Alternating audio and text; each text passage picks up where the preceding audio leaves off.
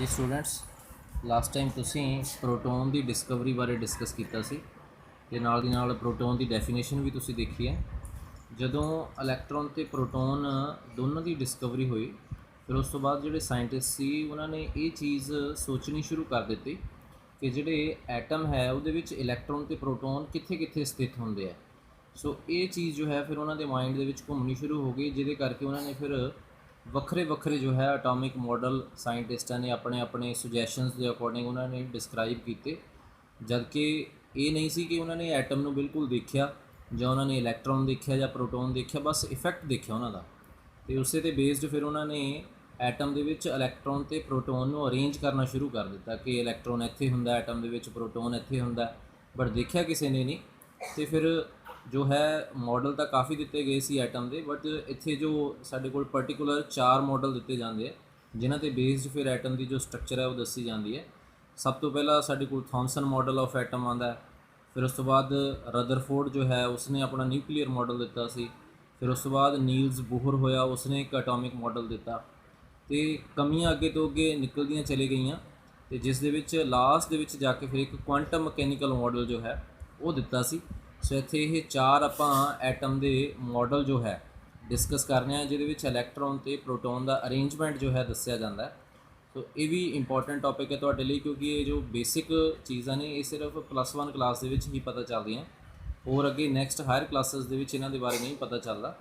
तो ये different atomic model पढ़न तो पहलां आपां एक इत्थे फिनोमिना डिस्कस करांगे, क्योंकि ये जो फिनोमिना है एक रेडियो एक्टिविटी, इसकी भी सानू जरूरत पैंदी है। जो नैक्सट रदरफोर्ड का साडे कोल न्यूक्लीयर मॉडल आंदा है, वो रदरफोर्ड के अटोमिक मॉडल नूं देखण दे लई सानू रेडियो एक्टिव सबसटेंस चाहिदी हुंदी है।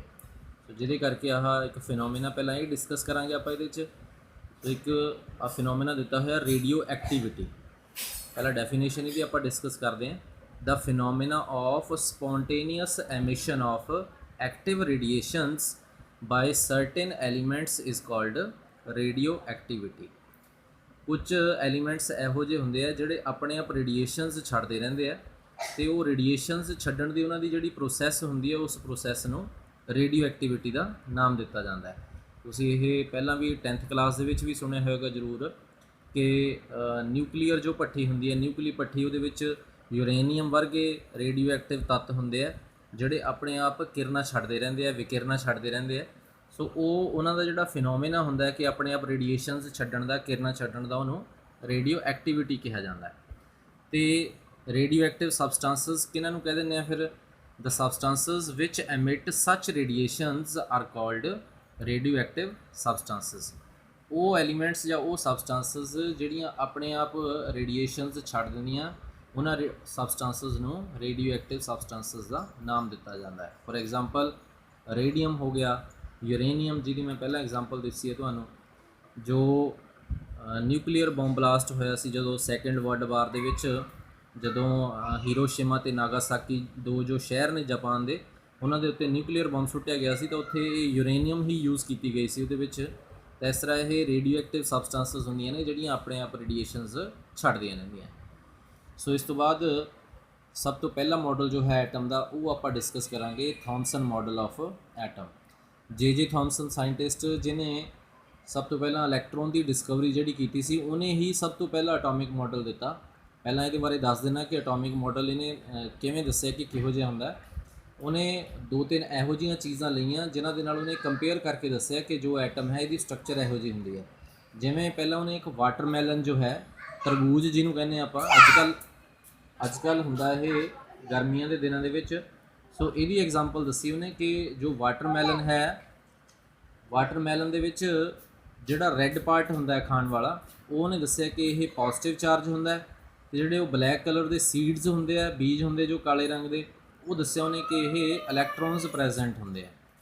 इस तरह उन्हें एक एग्जाम्पल होर दसी कि जिवें केक हुंदा है, केक दे विच जिहड़े कुछ किशमिश वगैरह जो इस तरह पाए हुंदे मटीरियल, काजू बादाम वगैरह, वो नैगेटिवली चार्ज पार्टिकल्स इलैक्ट्रॉन्स होंगे कहता। तो जो खाण वाला बाकी जो पोर्शन होंदा है ब्रैड वगैरह, क्रीम वगैरह, उन्हें दस्सिया कि वो पॉजिटिवली चार्ज प्रोटोन्स होंगे। सो इस तरह थॉमसन ने अपना मॉडल जो है सुजैसट किया सी। सो लिखिया भी होया इत्थे, the first model of atom was given by a scientist J Thomson. he suggested that an atom consists of a uniform sphere in which positive charge is uniformly distributed। ਇਹ ਨਹੀਂ ਇੱਥੇ is ਹੈ। ਜੇ ਥॉमसन ने ਸੁਜੈਸਟ ਕੀਤਾ ਕਿ ਜਿਹੜਾ atom ਹੈ ਉਹ ਇੱਕ ਯੂਨੀਫਾਰਮ ਸਫੀਅਰ ਦੀ ਤਰ੍ਹਾਂ ਹੈ, ਗੋਲਾਕਾਰ ਜੋ ਸਬਸਟੈਂਸ ਹੁੰਦੀ ਹੈ ਉਹਦੀ ਤਰ੍ਹਾਂ, ਜਿਹਦੇ ਵਿੱਚ ਪੋਜ਼ਿਟਿਵ ਚਾਰਜ ਜਿਹੜਾ ਹੈ ਉਹ ਹਰ ਇੱਕ ਪਾਸੇ ਬਰਾਬਰ ਮਾਤਰਾ ਦੇ ਵਿੱਚ ਫੈਲਿਆ ਹੋਇਆ ਹੁੰਦਾ। The electrons are embedded into it in such a way so that to give the most suitable arrangement। ਤੇ ਕਹਿੰਦੇ ਫਿਰ ਇਲੈਕਟ੍ਰੋਨਸ ਉਹਦੇ ਵਿੱਚ ਇਸ ਤਰ੍ਹਾਂ ਜਿਹੜੇ ਐਮਬੈਡਡ ਮੀਨਸ ਮਤਲਬ ਵਿੱਚ ਘੁਸੇ ਹੋਏ ਹੁੰਦੇ ਆ ਕਿ ਉਹਨਾਂ ਨੇ ਬਿਲਕੁਲ ਐਨ ਇੱਕ ਯੂਨੀਫਾਰਮ ਸਟਰਕਚਰ ਜੋ ਹੈ ਸੂਟੇਬਲ ਅਰੇਂਜਮੈਂਟ ਜੋ ਹੈ ਉਹ ਐਟਮ ਨੂੰ ਦਿੱਤਾ ਹੁੰਦਾ ਹੈ। And the radius of sphere is of the order of 10 raised power minus 10 metres. ਤੇ ਉਹਨੇ ਇਹ ਵੀ ਦੱਸ ਦਿੱਤਾ ਸੀ ਕਿ ਜੋ ਐਟਮ ਜਿਸ ਸਫੀਅਰ ਦੀ ਗੱਲ ਕਰਦੇ ਆ ਉਸ ਸਫੀਅਰ ਦਾ ਜੋ ਰੇਡੀਅਸ ਹੁੰਦਾ ਹੈ ਉਹ ਬਹੁਤ ਛੋਟਾ ਹੁੰਦਾ ਹੈ, 10 ਰੇਜ਼ਡ ਪਾਵਰ ਮਾਈਨਸ 10 ਮੀਟਰਸ ਦੇ ਬਰਾਬਰ। ਇਹੋ ਜਿਹਾ ਫਿਰ ਆ ਇੱਕ ਯੂਨੀਫਾਰਮ ਸਫੀਅਰ ਇੱਥੇ ਬਣਾ ਕੇ ਇੱਕ ਇਹੋ ਜਿਹਾ ਐਟੋਮਿਕ ਮਾਡਲ ਜੋ ਥॉमसन ਨੇ ਦਿੱਤਾ ਸੀ ਉਹ ਇੱਥੇ ਬਣਾਈ ਗਈ ਉਹਦੀ ਪਿਕਚਰ ਕਿ ਜੋ ਪੋਜ਼ਿਟਿਵ ਚਾਰਜ ਹੈ ਪ੍ਰੋਟੋਨਸ ਨੇ ਉਹ ਤਾਂ ਸਾਰੇ ਪਾਸੇ ਫੈਲੇ ਹੋਏ ਹੈ, ਆ ਇੱਕ ਥਾਂ 'ਤੇ ਨਹੀਂ ਹੈ, ਮੀਨਸ ਵੈਸੇ ਪੋਜ਼ਿਟਿਵ ਚਾਰਜ ਇੱਕ ਥਾਂ ਦੇ ਉੱਤੇ ਪਾਤਾ, ਮਤਲਬ ਆ ਸਾਰਾ ਜੋ ਪੋਰਸ਼ਨ ਹੈ ਇਹ ਪੋਜ਼ਿਟਿਵਲੀ ਚਾਰਜ ਪਾਰਟੀਕਲਸ ਨੇ, ਪ੍ਰੋਟੋਨਸ ਨੇ ਇਹ ਸਾਰੇ। ਅਤੇ ਆ ਕਿਤੇ ਕਿਤੇ ਆ ਇਲੈਕਟ੍ਰੋਨਸ ਸ਼ੋ ਕੀਤੇ ਆ ਨੈਗੇਟਿਵਲੀ ਚਾਰਜਡ, ਇਹ ਇਲੈਕਟ੍ਰੋਨਸ ਕਿਤੇ ਕਿਤੇ ਹੁੰਦੇ ਕਹਿੰਦੇ ਅਤੇ ਪੋਜ਼ਿਟਿਵ ਚਾਰਜ ਜੋ ਹੈ ਉਹ ਸਾਰੇ ਪਾਸੇ ਹੁੰਦਾ ਹੈ। ਜੇ ਇਹਨੂੰ ਵਾਟਰਮੈਲਨ ਦੀ ਤਰ੍ਹਾਂ ਵੀ ਉਹਨੇ ਕੰਪੇਅਰ ਕੀਤਾ ਉਹਦੇ ਨਾਲ, ਜਾਂ ਕੇਕ ਦੀ ਤਰ੍ਹਾਂ ਵੀ ਕੰਪੇਅਰ ਕਰਕੇ ਦੱਸਿਆ, ਉਹਦੇ ਬਾਰੇ ਵੀ ਇੱਥੇ ਆਪਾਂ ਡਿਸਕਸ ਕਰਾਂਗੇ।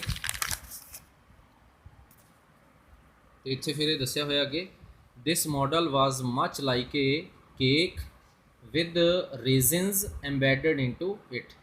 ਕਹਿੰਦੇ ਇਹ ਮਾਡਲ ਜਿਹੜਾ ਹੈ ਉਹ ਇੱਕ ਕੇਕ ਦੀ ਤਰ੍ਹਾਂ ਸੀ ਜਿਹਦੇ ਵਿੱਚ ਰੇਜ਼ਨਸ ਮਤਲਬ ਉਸ ਤਰ੍ਹਾਂ ਕਿਸ਼ਮਿਸ਼ ਕਾਜੂ ਬਦਾਮ ਜਿਹੜੇ ਉਹਦੇ ਵਿੱਚ ਪਏ ਹੁੰਦੇ ਆ। Cake means positive charge, raisins means electrons ਕਿਤੇ ਕਿਤੇ ਜਿਹੜੇ ਪ੍ਰੈਜ਼ੈਂਟ ਹੈ। Therefore, this model was also known as resin pudding model। ਇਸ ਮਾਡਲ ਨੂੰ ਇਹ ਵੀ ਨਾਮ ਦਿੱਤਾ ਸੀ ਉਹਨੇ resin pudding model the. He also suggested that the atom has a structure similar to watermelon। ਉਹਨੇ ਇਹ ਵੀ ਸੁਜੈਸਟ ਕੀਤਾ ਕਿ ਜਿਹੜਾ ਐਟਮ ਹੈ ਉਹਦੀ ਸਟਰਕਚਰ ਵਾਟਰਮੈਲਨ ਦੀ ਤਰ੍ਹਾਂ ਵੀ ਹੁੰਦੀ ਹੈ।